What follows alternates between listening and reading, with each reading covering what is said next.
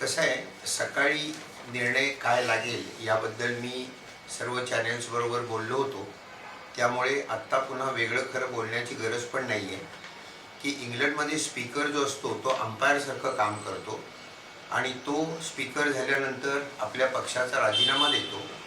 तो पुन्हा निवडणुकीला उभं राहिला तर त्याच्यासमोर कोणी उभं राहत नाही, तो अनअपोज निवडून येतो आणि त्यामुळे तो अंपायर असतो. आपल्याकडचा स्पीकर जो आहे तो राजकीय पक्षाचा मेंबर असतो आणि त्यामुळे त्याच्याकडनं पूर्ण अंपायरसारखी अपेक्षा करणंच मुळात चुकीचं ठरतं.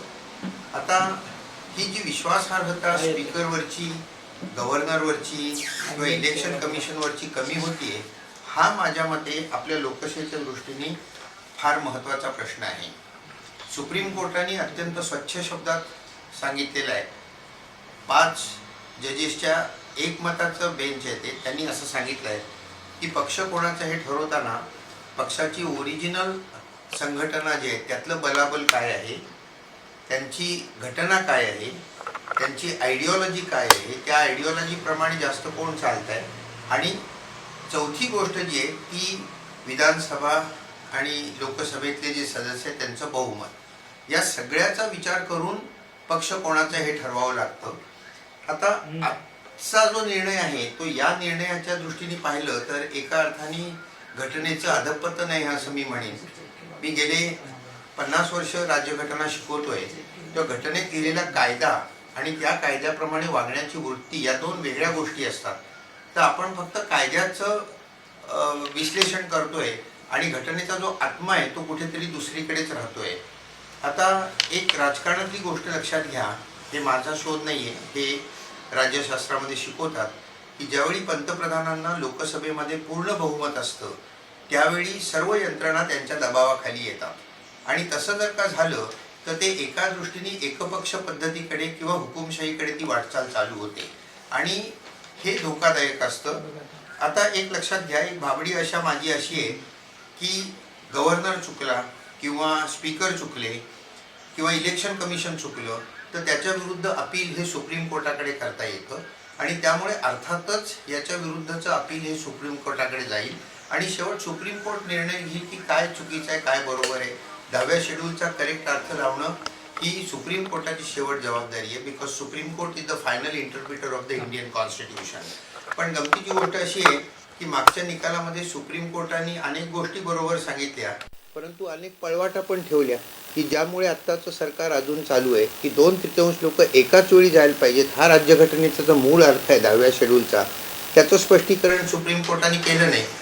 आता हे सगळं आता आजच्या निकालाकडे मी येतो की काही गोष्टी मला फार आश्चर्यकारक वाटल्यात आजच्या.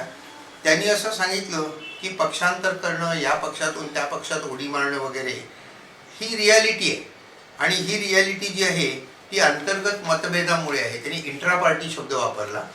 मागच्या निकालामध्ये ते चुकून इंटर पार्टी म्हणाले होते, ते त्यांना कदाचित कळला नसेल दोन्हीतला फरक. इंट्रा पार्टी म्हणजे पार्टीच्या आतमध्ये झालेला डिफरन्स जो आहे तो, आणि डिफेक्शन या दोन वेगळ्या गोष्टी आहेत.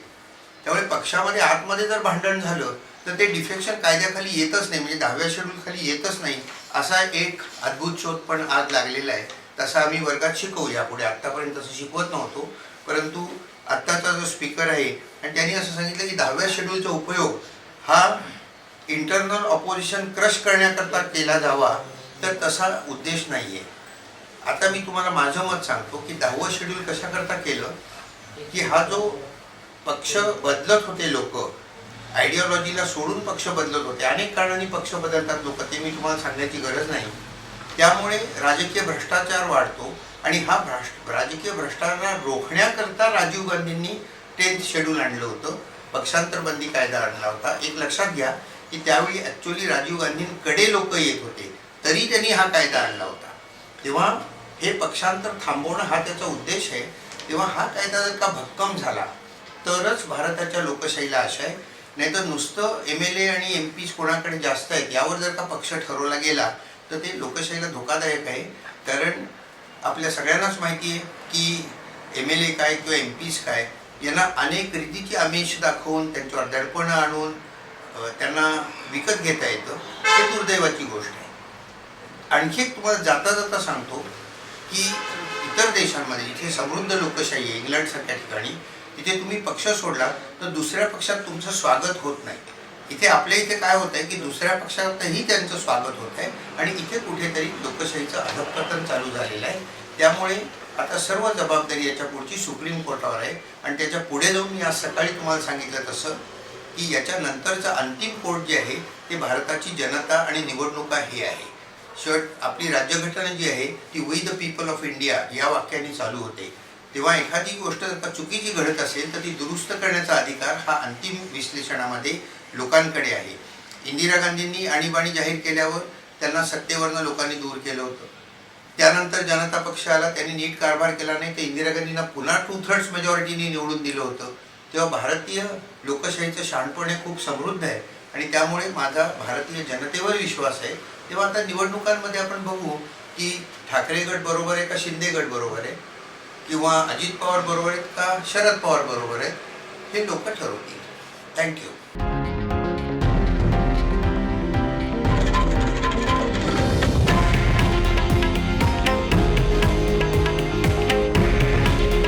हे आहे देशातील नंबर 1 न्यूज नेटवर्क आणि आपण पाहत आहात TV9 मराठी.